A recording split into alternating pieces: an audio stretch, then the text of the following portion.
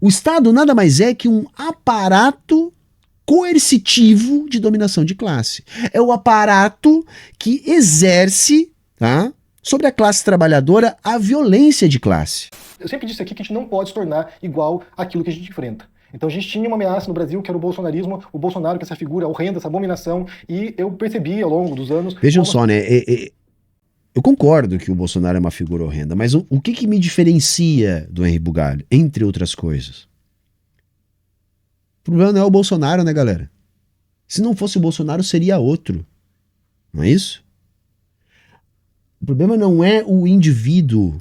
O problema é a estrutura que faz com que sempre apareçam lideranças com esse perfil. Percebe? É entender o fascismo como um fenômeno estrutural do capitalismo, que, entre outras coisas, se fortalece pela descrença na sempre falha democracia burguesa que o Henry defende. Agressivas para tentar confrontar o bolsonarismo, tanto contra, sabe, os expoentes do bolsonarismo, contra também os patriotas, né? Ou seja, bolsonaristas médios que reproduziam esse discurso. E havia muita energia negativa, muito ódio sendo propagado, e eu dizia, gente, cuidado com isso, porque esse tipo de energia contamina aquilo que a gente fala e prejudica a disputa que a gente empreende. Então, sim, eu acho que a gente não pode confrontar o mal com o mal, ou, sabe, o ódio com o ódio, a violência com a violência. Eu acho que a gente não pode fazer isso, porque isso gera... É isso, quem derrotou os nazistas na Segunda Guerra foram as petições no Havaz, não é isso? Foi as pessoas dando as mãos. Vocês lembram, gente? Quando o Haddad perdeu, aquele papo palha, na galera andando de mão dada, ninguém solta a mão de ninguém. Aquilo resultou no quê mesmo? Resultou no Bolsonaro patrolando e colaborando com a morte de 700 mil pessoas. Saca? Vocês desculpem, galera, mas esse pacifismo hipócrita, tá? Vazio, né? Moralista cristão, não me serve. Vocês me desculpem se vocês acreditam nessa pantomima, tá? Por favor. E aqui eu me refiro a grandes figuras públicas também, pacifistas, que pregaram não violência, como o Gandhi, como o Martin Luther King Jr., como outras figuras que, sabe, compreendiam a importância de você tentar reverter esse ciclo de ódio. Porque, no final das contas, a gente quer um mundo mais pacífico, um mundo mais harmonioso, e eu não consigo perceber como a gente chegaria nesse caminho através de mais violência ou mais ódio. Então é a posição minha que eu adoto desde o começo aqui, uma posição ética. Gandhi há controvérsias, né? Tinha uma questão de discurso, mas enquanto isso o pau tava pegando lá, né? E o Martin Luther King morreu como, né, galera? É foda isso aí, né? Vamos lá, eu vou tentar não coringar, porque tá indo pro fim, tá? Porque o que tá aparecendo esse vídeo, sabe o que é, galera? É do tipo assim: Helder disse que discorda de 95% de mim, mas eu sou só um pacifista que defende a democracia e os direitos humanos. Então o que Helder defende? Nós já matamos a charada aqui no início, né, galera? Helder pode defender exatamente a mesma coisa que você. A diferença é, talvez, Bugalho, talvez, é que ele não seja hipócrita. Entendeu? Não seja hipócrita, porque o que você faz é uma defesa da boca para fora. Uma defesa sentado na centralidade do capitalismo, no conforto daquele 1% do planeta, tá, beneficiado pelo imperialismo, pelo colonialismo e pelo liberalismo. Que você faz um discurso que, na prática, colabora com aquilo que você diz abominar. Talvez seja só isso. Eu acho que nós já matamos a charada, né? Que também está nesse livro sobre debates, sobre como debater com as pessoas de modo mais íntegro, de modo mais ético, para tentar chegar num desfecho melhor. Se a gente opera com ódio, se a gente opera com intolerância, eu acho que isso vai criando rancores entre grupos e isso nunca acaba. Isso é uma coisa sem fim, é um ciclo sem fim. Então, a minha posição... Não, tem fim sim. Tem fim quando a gente consegue ajudar na conscientização e na organização da classe trabalhadora. Para que haja enfrentamento. Porque não é negando a luta de classes que ela desaparece. Aliás, negar a luta de classes é muito cômodo para a classe dominante. Por isso que eu digo, Henri Bugalho não está do nosso lado. Não está do nosso lado. Percebem? Esse discurso é um discurso que não nos cabe. É um discurso que não nos beneficia. Tá?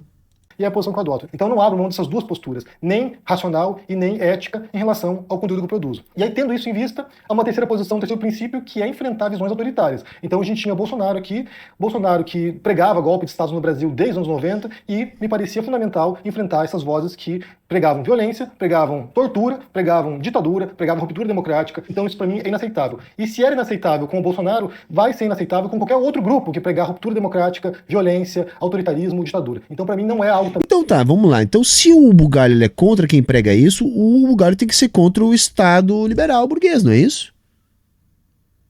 O Estado liberal burguês, a democracia burguesa, ela se assenta na violência. O Estado nada mais é que um aparato coercitivo de dominação de classe. É o aparato que exerce, tá, sobre a classe trabalhadora a violência de classe. Uma coisa que a galera tem que entender é o seguinte: o trabalhador só entrega a maior parte do produto do seu trabalho porque é obrigado a fazê-lo. E quem o obriga é o Estado. O Estado é um instrumento coercitivo de aplicação da violência cotidiana. O Estado nasce como um instrumento de aplicação da violência cotidiana e se mantém como tal. O autoritarismo canta forte por parte do Estado, que é o balcão de negócios da classe dominante. Não existem direitos para a classe trabalhadora, enquanto que para a classe trabalhadora praticamente só existem deveres, para a classe dominante é o contrário. Então eu gostaria de ver essa mesma indignação do Henry contra a violência praticada cotidianamente pelo Estado sobre a classe trabalhadora. Não existem direitos fundamentais na favela, senhor Henry Bugalho.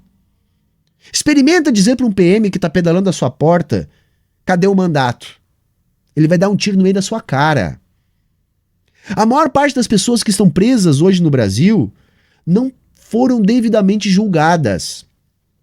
A guerra contra as drogas empreendidas pelo Estado é uma guerra contra os pobres. Todo dia no Brasil a gente tem tribunal de rua. PM julgando e executando a sentença, algumas vezes de morte, no meio da rua. Essa violência você não questiona, não é mesmo, senhor Henry Bugalho? Você não questiona, por exemplo, que essa democracia que você defende é uma democracia onde os trabalhadores e trabalhadoras não se enxergam representados nos políticos. Quantos operários, professores, motoboys, auxiliares de enfermagem, trabalhadores da limpeza urbana a gente tem no Congresso Nacional? Agora, quantos representantes do agronegócio, da Faria Lima, das grandes empresas, grandes investidores e empresários nós temos? É essa a democracia que o Henry Bugalho defende. Uma democracia de fachada, que só é democrática para quem está na classe dominante. E ele simplesmente se revolta com a reação do oprimido contra esse tipo de violência. Então, na verdade, a única violência que o Henry Bugalho não quer é a violência dos trabalhadores contra seus algozes. Porque a violência política, física, emocional, a exploração da força de trabalho, tudo isso que é instrumentalizado pelo Estado enquanto instrumento da classe burguesa, essa violência ela é justificada e normalizada pelo senhor Henry Bugalho, que fica brabinho fazendo beicinho para quem acha que é direito de quem está sofrendo essa violência possa se defender. O que o Henry Bugalho diz para nós todos os dias nos seus vídeos, nos seus livros é: não reaja, seja um escravo dócil. Porque se você reagir à violência, você está sendo violento.